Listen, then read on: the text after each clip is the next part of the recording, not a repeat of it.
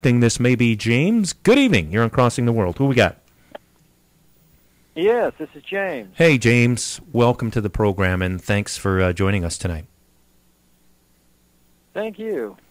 Glad to be here. Well, good stuff. We're awaiting the arrival of Galen, but we're not going to wait because, hey, we're live and on the air, so we're just going to keep rolling on. I've got your website up so that people can go and be looking through your website while you and I are talking. But let's sort of start at the beginning. What was it that made you decide that you wanted to play around with bees, and how long you been doing it for? Well, I got a curiosity for bees about 25 years ago, and they're just fascinating creatures, and I just decided I wanted to give it a try, and so I read all the current literature and found the current information that I could and jumped into it. How hard was it starting as a beekeeper? Is it something that the average human being, they're going to make a few mistakes, but they can do it, or is it really very difficult to raise bees? No, it's actually quite simple. It's been made to be quite complicated in industrial type beekeeping, and most of your bee clubs teach industrial beekeeping, and which is complicated because you got medications and you got to feed them certain times a year and manipulate them quite a bit. But if you watch nature and try to do it naturally, it actually simplifies it quite a bit. Well, the way that I've described you is a holistic approach to beekeeping. Is that a fair description, do you think? Yeah, I think that's fair, yes. Now, when you started, I'm guessing you were raising bees just like everybody else in those, those big white bee hives, yes? Yeah, I did. I bought the white beehives in the wintertime. I spent all winter assembling them, and I was all excited. And I got the packaged bees and installed them, and I raised them for several years and got up to about 15, 16 hives, and I got foul brood, which is a common bee disease. And I was told the only thing I could do is burn them all to keep them from, to quarantine them, keep them from spreading to the neighbors' bees. And so I built a big bonfire and burned them all. And that was kind of a discouraging moment in my beekeeping. Now, was it one group of hives, or was it every single bee you had that you had to burn? It was all that I had. It was pretty much everything went up in smoke. Wow. Ouch. Okay. Well, what was it that made you decide to go from the standard white beehive to the design that we see on your website now that looks almost like a planter box, really? Like a window box. Well, rather. actually, my wife is actually the one that nudged me in that direction, and Mm-hmm. I immediately blew her off because I felt like I knew everything about keeping bees, and this newfangled idea just seemed too crazy to me. But she was persistent, and so I looked into it. And I thought, well, this is pretty neat, and it's called top bar beekeeping. You're starting to see more and more of it, and so I got into it, and then I've taken the typical top bar hive, and I've changed it to be what I consider more conducive to natural beekeeping. But it's an idea that's great for backyard beekeeping. I don't know how industrial beekeepers would do with top bar hives, but it's great for the small guy. Okay. Say that again slowly and clearly. Top bar, like B-A-R? Is that what it's called, a top bar hive? Yeah, top bar hive. Okay, what does that mean? It's basically it's a hive where the roof of the hive consists of bars that are touching it, shoulder to shoulder across the top of the hive. Right. Basically, it's a hollow cavity with bars across it, and they build their comb hanging down off of those bars. Okay. So instead of having frames, wooden frames with wax foundation like the industrial beekeepers have, you just simply provide a place for them to attach their comb and let them naturally build their comb, hanging down off of that. Now, there's been a lot in the news, James, and we're talking to James Zitting, who is the man who is all behind Bee Landing. It is an awesome, awesome website and an awesome concept. But obviously, there's a lot of problems with bees dying. Now, it's my understanding that your design actually makes it, you have a less of a mortality rate with your bees. Is that right? Well, I don't know how much time you've got, but the bees dying off is a man-made problem. Now, the man-made problem, it stems from we've weakened the genetics, and that's a conversation all of itself. We poison the bees. We dump pesticides in the hive, and that's a conversation. And we've changed the size of the bees. That's a conversation. I mean, we've done so much to change the bees from a natural insect to an industrial crop that the bees dying off is a man-made problem. Yes, and I don't know if you want the thumbnail version or the expanded version of my take on that. Well, go ahead with the expanded version, because I think this is fascinating, and I think people would like to get a better idea of exactly what is going on and what's causing all of these bees to die. Well, let me start with the genetics. In nature, when you have a big, strong colony, there's about 20% of the bees are drones during mating season, and those drones will spread out to other colonies. Pardon me? You're good. I heard an echo. I thought you were talking. Anyway, these drones will go out, will travel out to other colonies, and they'll spread the genetics of the strong hive to other colonies and breed the queens, and spread those nice strong genetics. And when a queen breeds in nature, she flies up in the air about 50 feet, and of course the drones have gathered from all over, from many different hives, and the top dozen or so drones get to breed that queen. And what's happening is the best genetics get passed on to the queen. And so it's nature's way of weeding out, of improving. Each generation of bee is an improvement, or at least as good as the previous generation. Oh. But in the breeding that happens in mostly the southern states is they'll take a drone from a hive that has the qualities they're after. They'll just take any drone, and through artificial insemination, they will inseminate the queens with that drone, and they're eliminating the whole race that nature uses to get the very best genetics. Instead, they just take whatever drone they can catch. Does that make sense? Sure.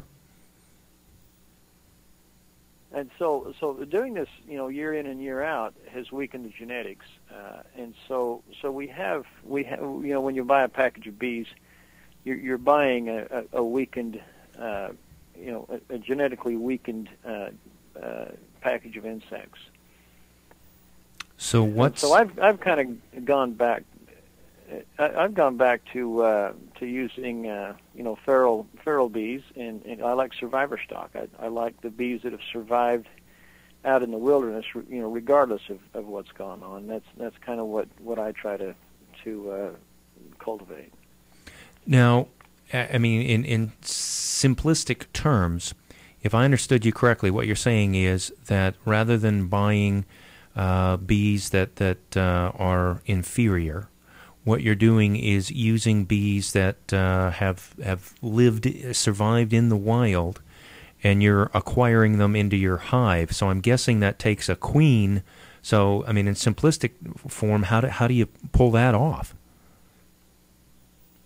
Well, the average person cannot do that. So what I propose people do is go ahead and buy the package of bees, the genetically weakened bees, and then let the bees supersede the queen and let the queen breed naturally with the survivor stocks.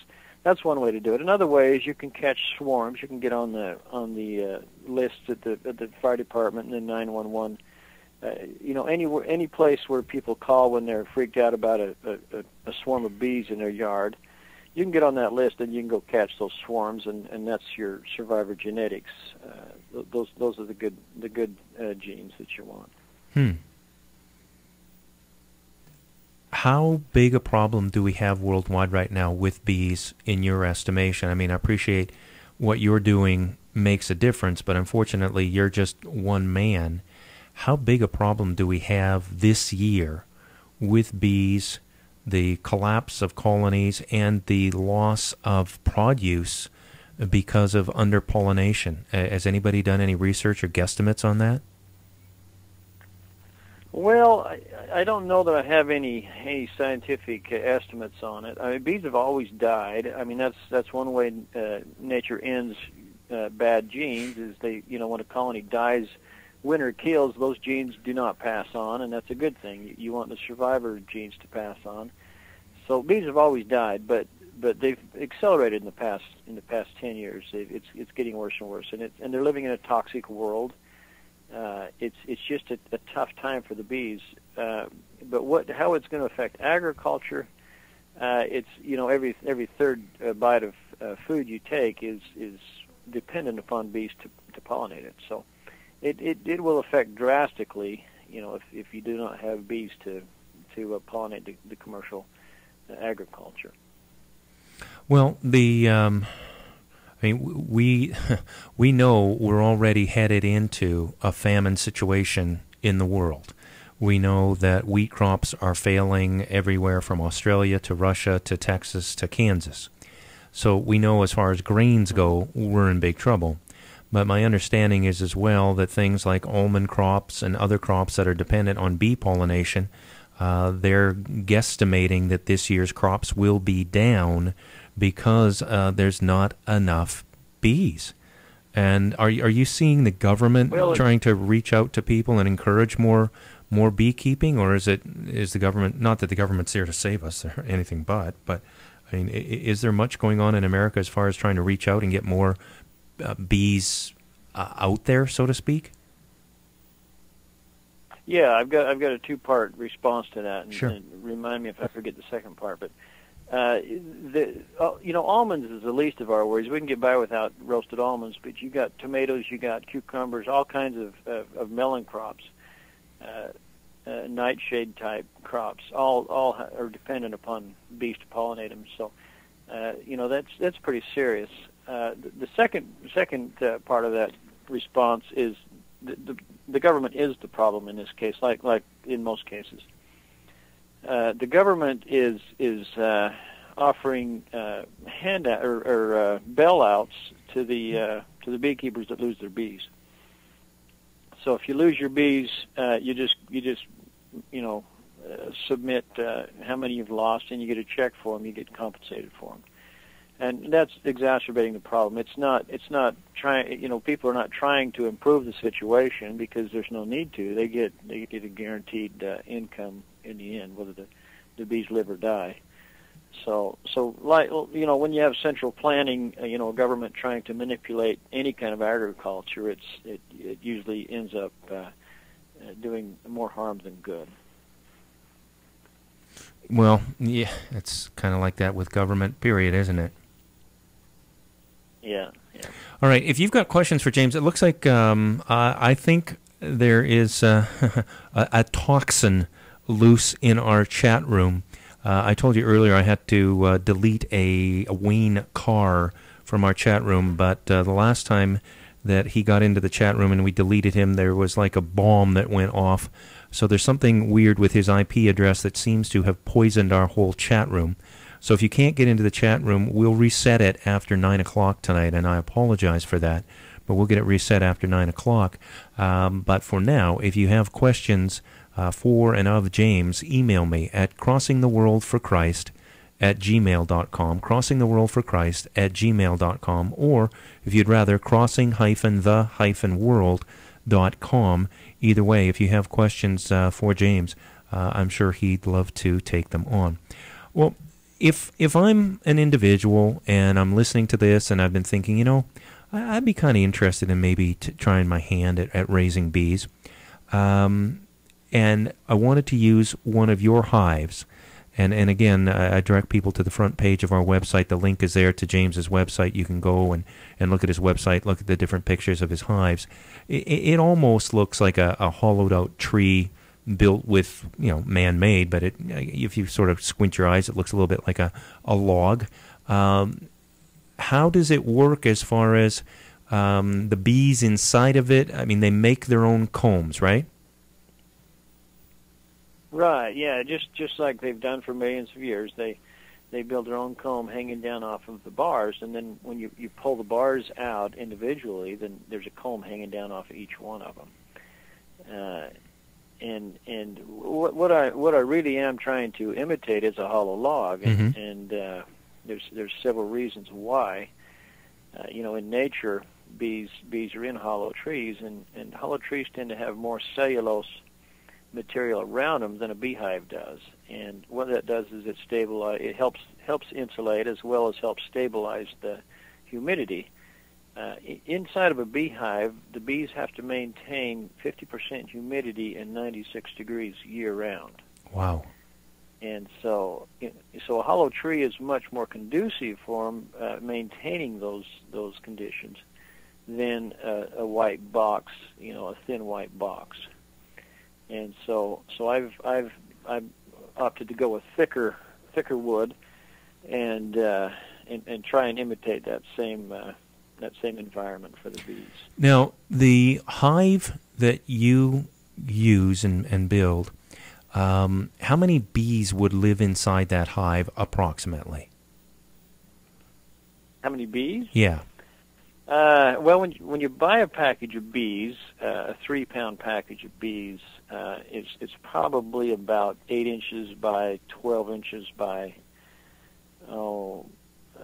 14 inches would be my guess. They typically have about 10,000 bees in it.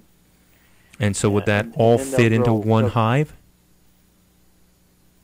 Oh yeah. That's a start. 10,000 bees is a start for a colony, and when the colony gets mature, there's often between 100 and 130,000 bees. Wow, in one hive, man! I had no idea. Yeah. Now from the style of hive that you have, how many pounds of honey a year typically would a hive of your sort produce? Well, that's a varied question, and I'll explain why. Is I'm a real proponent of leaving the honey for the bees until spring. The typical beekeeper will take all the honey, and then they'll feed them high fructose corn syrup to survive the winter with. Right. And I don't like doing that. So my hives, my style of beekeeping produces less honey than commercial beekeeping, but I'm more concerned about the health of the bees than I am the size of the crop. Sure. So I like to leave the honey on, and to get them through the winter, which is the reason they stored it up is to get the carbohydrates through the winter. Right. And I leave it there until spring, and then I harvest what they don't use. And typically, what do you get out of a hive? Typically, I think you could bank on about 30 pounds per hive, but like anything in nature, that's varied. I mean, sometimes you get 100 pounds, and other times your bees will die and you'll get nothing. Sure. But I think 30 pounds is probably a pretty good average.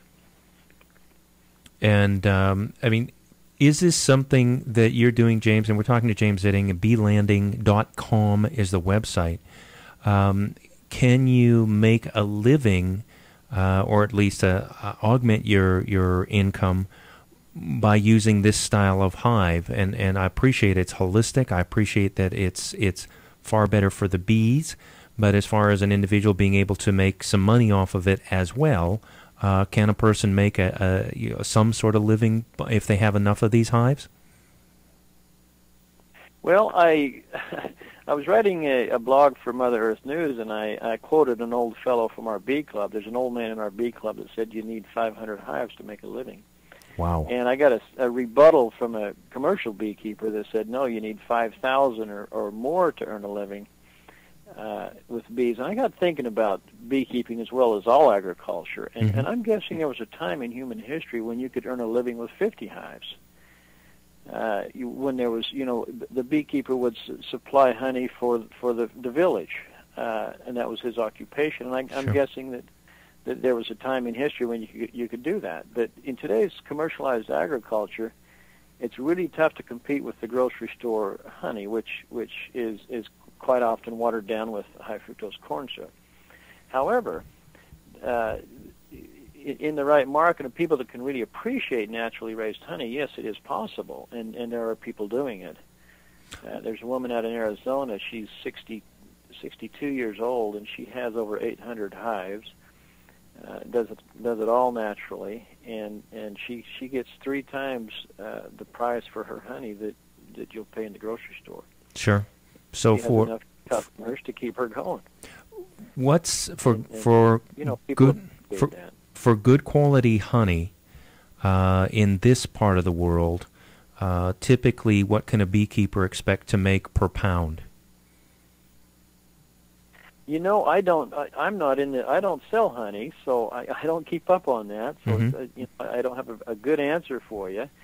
Now I sell bees, and it's hard to do both. I split my colonies into other colonies, and sell bees to other people. So you're more interested in growing the bees than the honey?